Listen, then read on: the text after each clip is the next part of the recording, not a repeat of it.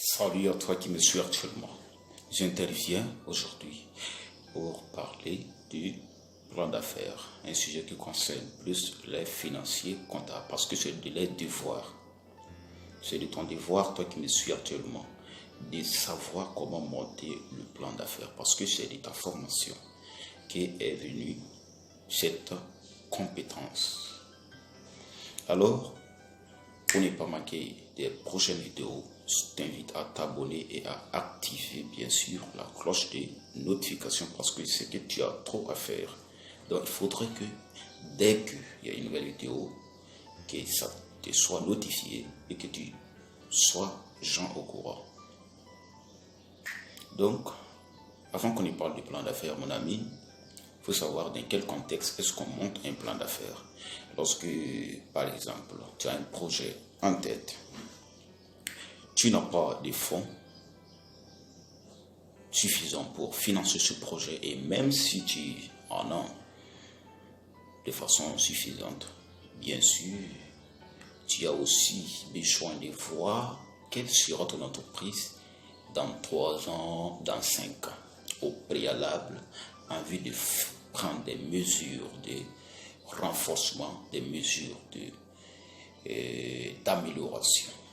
Ou bien, si tu veux aussi financer ton projet par un mode de financement extérieur, soit par emprunt individu, ou soit tu veux bien sûr que des associés viennent adhérer à ton entreprise, mon ami, tu as intérêt à monter un plan d'affaires pour les permettre de voir l'image, ça veut dire de voir dans le miroir l'image de ton projet, l'image de ton entreprise au cours de quelques années.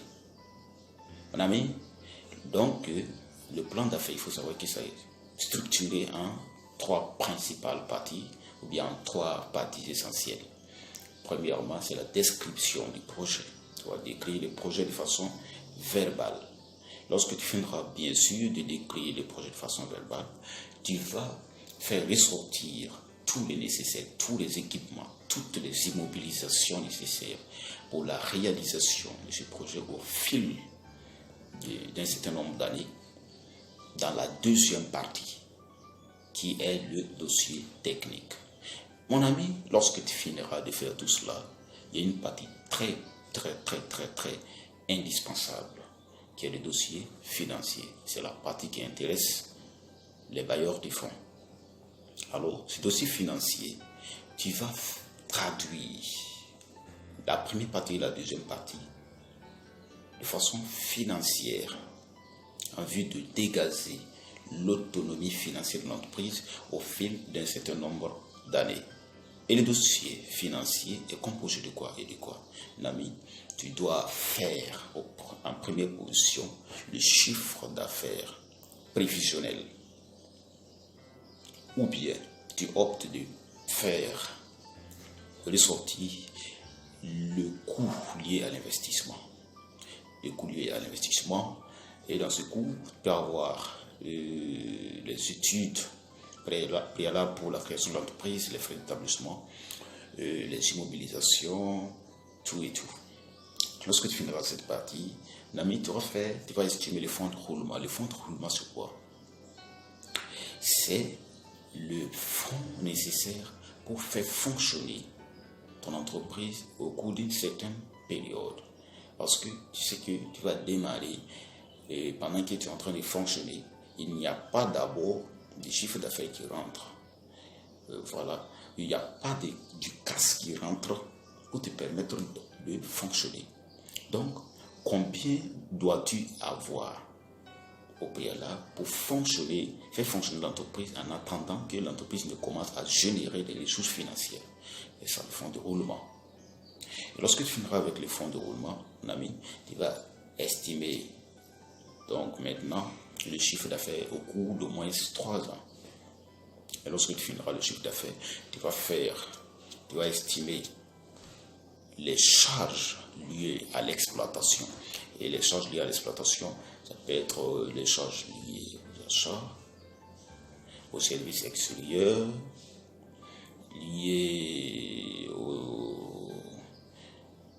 appelle aux autres charges, tout et tout. Et aussi les salaires. Au-delà de cela, mon ami, tu vas calculer les amortissements.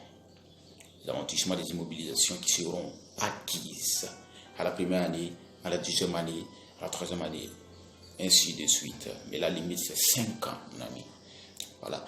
Lorsque tu finiras de faire les amortissements, tu vas maintenant établir le tableau d'exploitation qui va te permettre de générer les flux de trésorerie qui seront, bien sûr, les fruits, bien sûr, de l'activité de l'entreprise au cours de ces 3 premières années ou soit de ces 5 premières années.